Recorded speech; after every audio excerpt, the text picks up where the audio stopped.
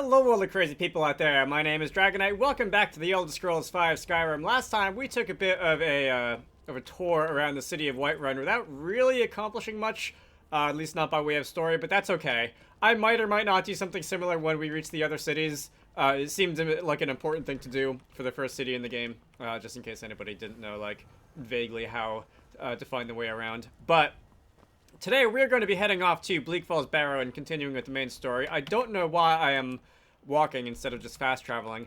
So I'm going to go open up the map and just fast travel back to Riverwood because that is a much closer point of reference to Bleak Falls Barrow than wherever I started. Let's see. Thanks, I guess. By the way, one thing that I do want to do, and while I was editing, I observed the fact that the some of the sound effects in this game were rather loud. So if I were to go and just dial down the effects volume a little bit, might dial down the effects button, especially things like fire bolts. If I were to go outside the city and just like cast this on a rock or something, I feel like that's still a little bit on the loud side.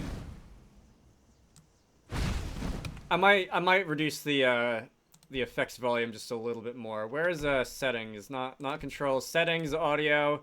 Let's bring the effects down to something like maybe a third or so. Alright, hopefully now I will be able to balance the audio a little bit better so that, for example, like character voices will be loud enough to be audible without me having to adjust them. And, like, the fireballs won't completely blow out the speakers. Anyway, so I believe in part 2, Camilla told us vaguely where we can go to find Bleak Falls Barrow.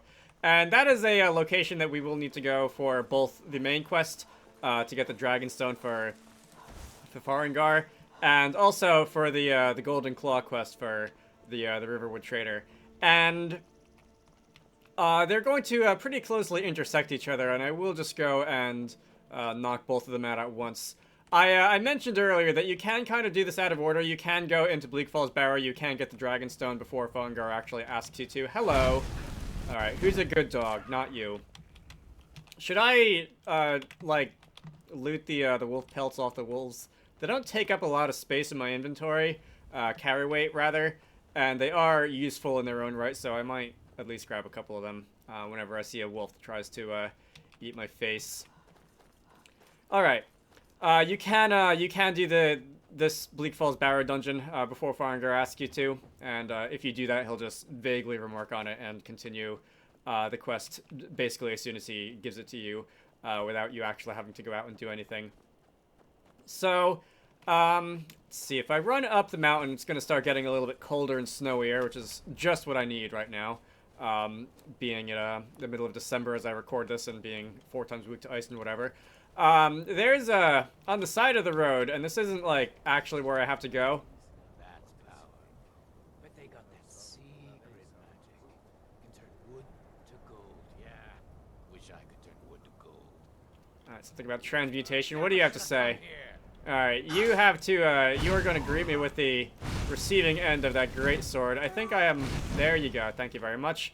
Just gonna set you on fire. And we'll be done with you. There are some random bandit encampments who like to hang out in various places. Alright, for whatever reason, the game was not showing your health bar.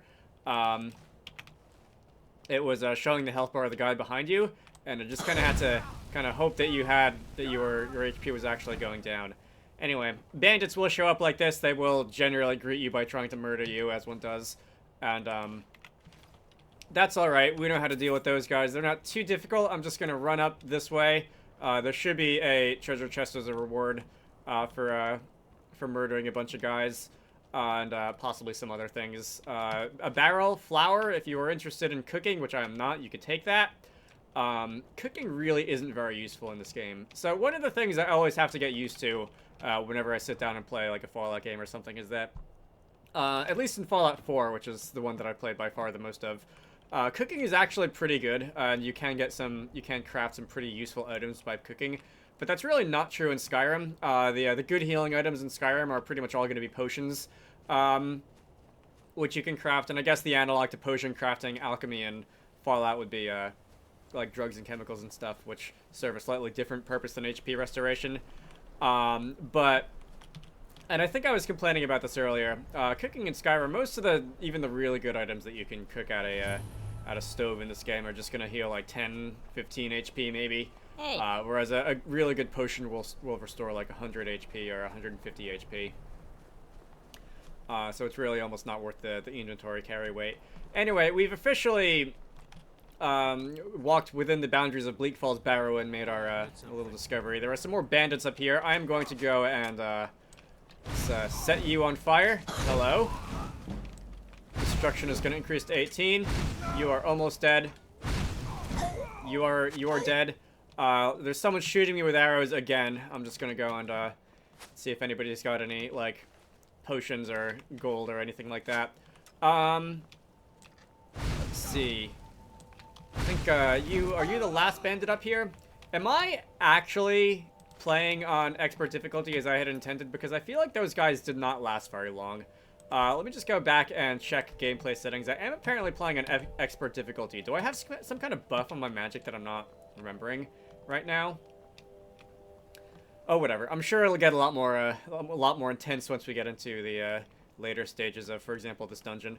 Anyway, let's go inside the Bleak Falls Temple.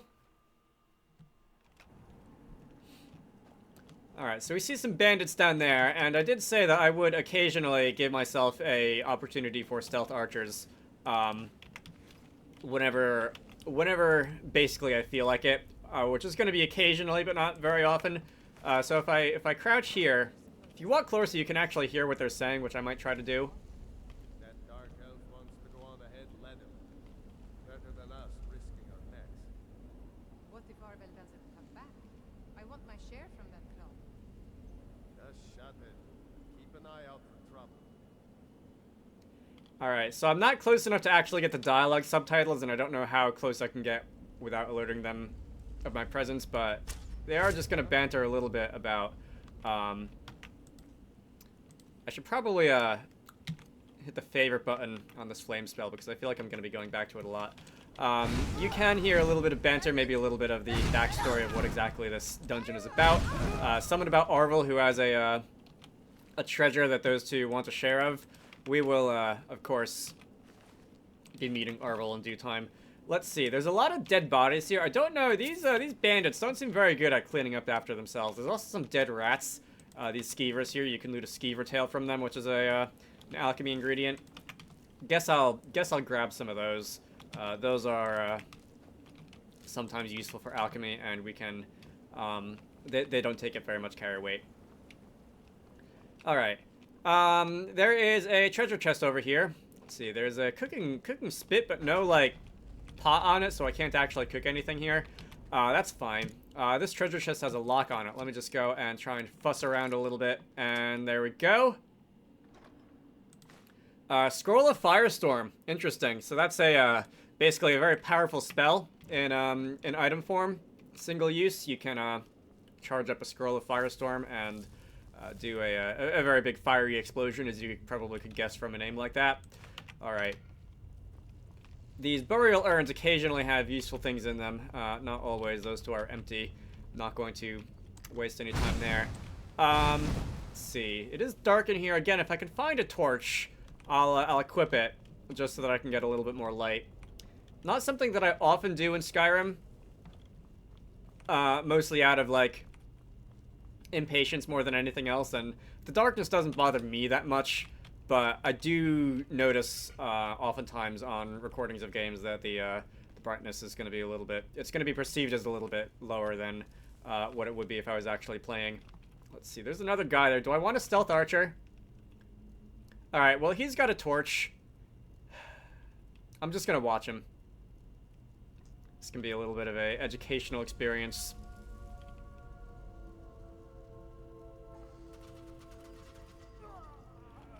So if you hit that lever, that will happen.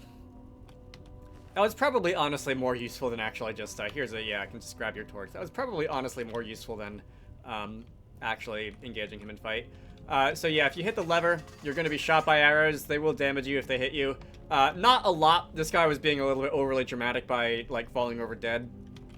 But This is going to be our first puzzle of the game, and the puzzles in Skyrim aren't, like, really elaborate in any way, but it's generally a pattern matching sort of ordeal. So up here we can see that there are some tablets. There's a snake, there's something that fell off the wall, and there's a fish. And if we look around a little bit more, we can see that the something that fell off a wall is another snake. And if we turn over in this direction, there are some pillars with icons on them, which we might have to activate and rotate. And we can turn 2 of them to snake and 1 of them to fish, whale, whatever we want to call it. And now if I hit the lever, the gate's going to open and we're not going to be brutalized by arrows. All right. So there's going to be a lot of those. Generally, at least the ancient Nordic ruins dungeons usually have 1 or 2 of these. Things of this nature. They're generally not tremendously difficult. You just have to look around to see what the pattern is. There's 1 or 2 that are a little bit more logic based and that you have to actually think through, but for the most part, they're nothing dramatic. This is a skill book. These skill books that give you a level and a stat, by the way, you can read them and they do have actual prose inside them. I haven't really sat down to read most of the skill books in this game. Once in a while, I'll open one up and just leaf through it out of curiosity. They're usually maybe 5 or 6 pages. Some of them can be a little bit longer. There's a part of me that thinks it would be a lot of fun. Hello. All right. So these are the Ratata of the game. Skeevers. There were 3 of them, and I only murdered 1. So let's go and finish the rest of you off. There we go. Goodbye. If you were so inclined, that one's swallowed a coin, apparently. You can steal their tails. Yeah, there's a part of me that thinks that it might be a fun little video to just sit down and read Skyrim books. But I don't, that will take a lot of time. There are a lot of books in this game. And I don't know actually how many people would be interested in watching that for any length of time. I suppose it's not that different from like a visual novel type video or something, just without the pictures. But anyway, this chest is hidden in this spider web, and that is going to be a hide helmet of minor restoration. So restoration spells are going to be a little bit less expensive. I haven't used a restoration spell yet. By default, I believe every character class in the game has healing, which is just going to be like a little bit of damage over time, or a little bit of healing over time, rather. But I haven't used it really yet. So if I were to hit the Q key, or I think it's the D-pad on a gamepad, I can go into the favorites menu and quickly switch between equipment. All right. So if I walk in here. We have ourselves a wounded frostbite spider, and this spider can actually be a little bit difficult. If it attacks you, it will do a decent chunk of damage, and it will poison you, which isn't great. Unfortunately, my Argonian racial ability doesn't give me immunity to poison, and I believe it's also got a ranged attack as a glob of poisony, icky stuff. If you really get in trouble, you can just back through this door, and the spider is too big to actually follow you through the door, which means that you can do some fun things like run away, avoid its melee attacks, set it on fire from a distance, shoot arrows into it if that's your thing. Speaking of shooting arrows into it, if I were to go and equip my, and I guess I'll favorite the longbow too while I'm here. If I were to favorite the longbow, we did pick up a weak paralysis poison on the table just outside, and this is a bit of a hint that you can poison your weapons. And the effect of the poison will be applied to whatever your weapon hits next, and that can be a decent way to get a little bit of free damage off on this thing. I am actually in trouble. My health is going down, and I am poisoned. I am going to just use 1 or 2 of those, or 3 of those. But that is poisoning weapons. I will occasionally be doing that. It's not the most useful mechanic when you're a wizard, unless you're trying to just like shoot arrows into things from a distance, stealth archer style. Let's see, what else do I want to try and do next? So, I guess if I really wanted to make use of the healing, we could do that. Maybe I'll get a restoration level. No? All right. Another thing I can do, and I picked this up earlier in the dungeon, but I have a scroll of firestorm and a scroll of fireball. All right. Let's use the Scroll of Fireball first. And that's going to give me a single use of that. Just going to occurred a fiery explosion on its target. Alright, that didn't quite take you down. Let me go and switch back to flames. You can see that the scroll was used, was consumed upon use, and I no longer have that scroll of fireball. I'll find another opportunity to use the other one. Frostbite venom I can loot from the wounded frostbite spider. That is going to be a an item, a poison, a weak poison which you can apply to your weapons. It's not really very good. Wouldn't recommend it generally if you have alternatives, but it's there if you want it. Now cut me down before anything else shows up.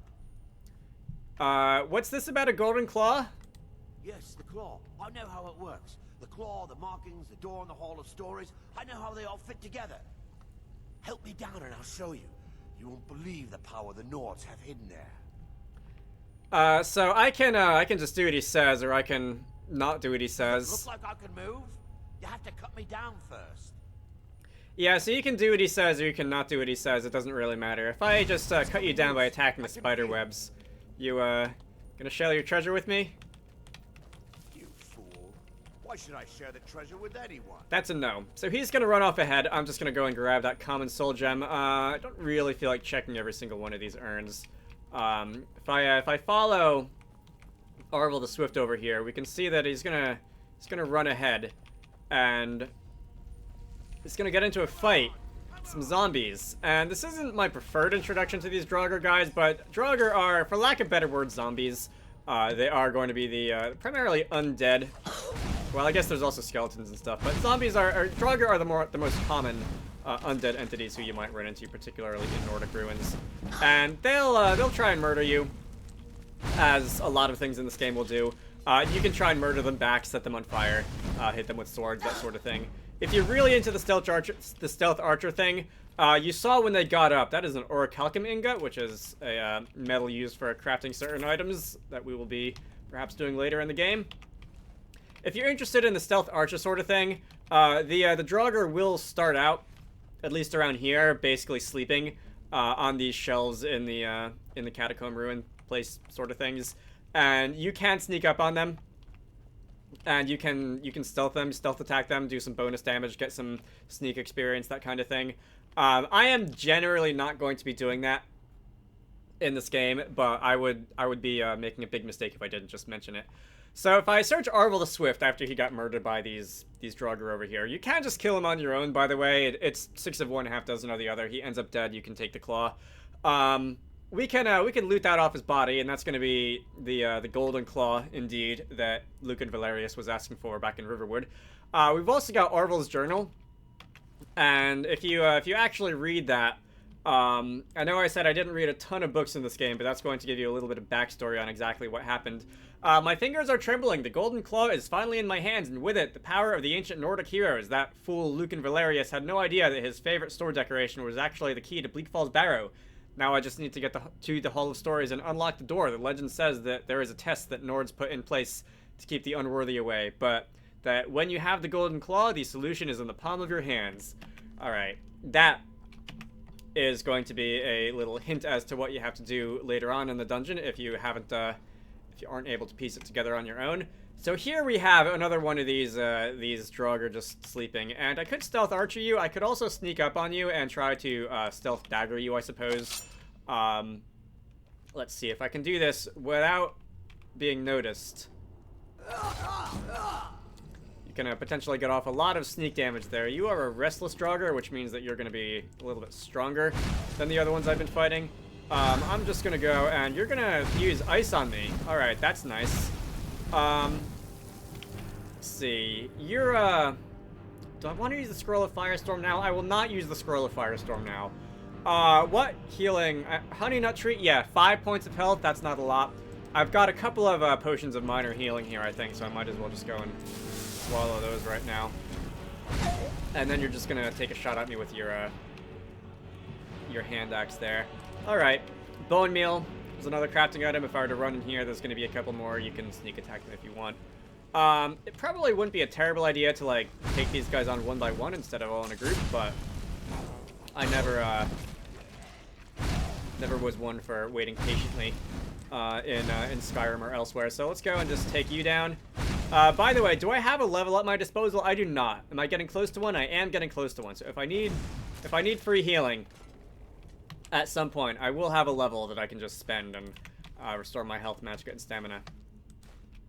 All right, you've got a bow. Is that better? That looks better than the bow that I've got. And the arrows are also slightly better. So let me favorite that and unfavorite the longbow. And I guess I'll just go and equip the Ancient Nord arrows for 25% more damage than the iron arrows. Alright. More bone meal, more gold. Let's see. If I run up this way, there's going to be a treasure chest.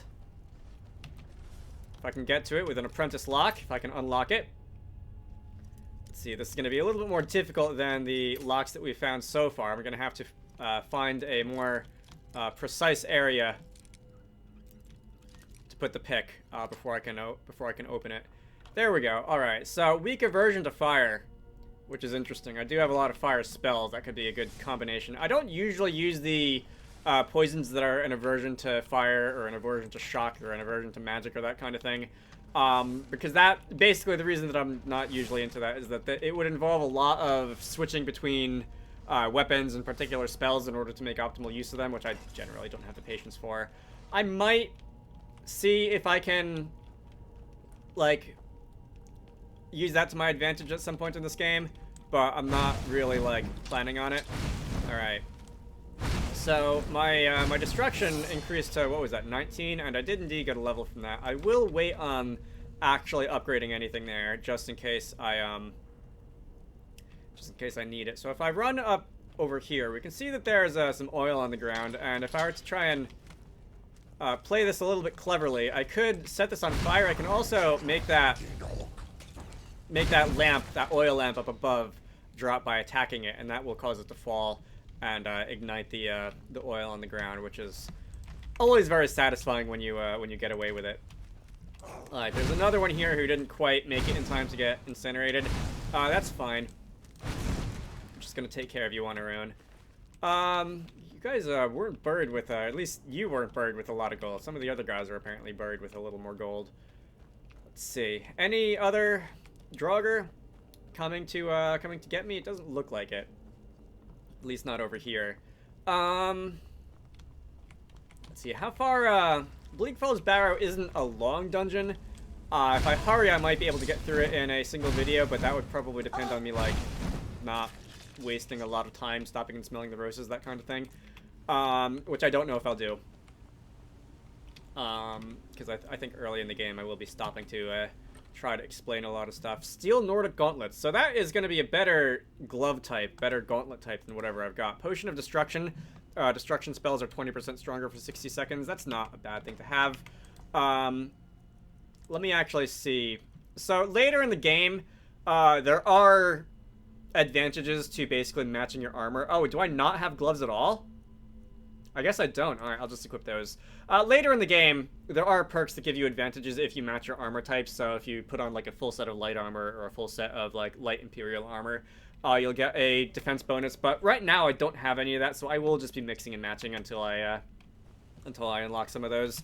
Light armor and heavy armor are different types of armor in the game. There are some differences. Heavy armor will, I believe it will actually just straight up make you move slower, and also when you run, you will consume more stamina than light armor. And it also factors into things like how much noise is made when you try to sneak. And if you're going to play as a stealth character, you generally will want light armor just because it doesn't have a penalty towards your stealth abilities. Let's see. Gold, another scroll of fireball. All right.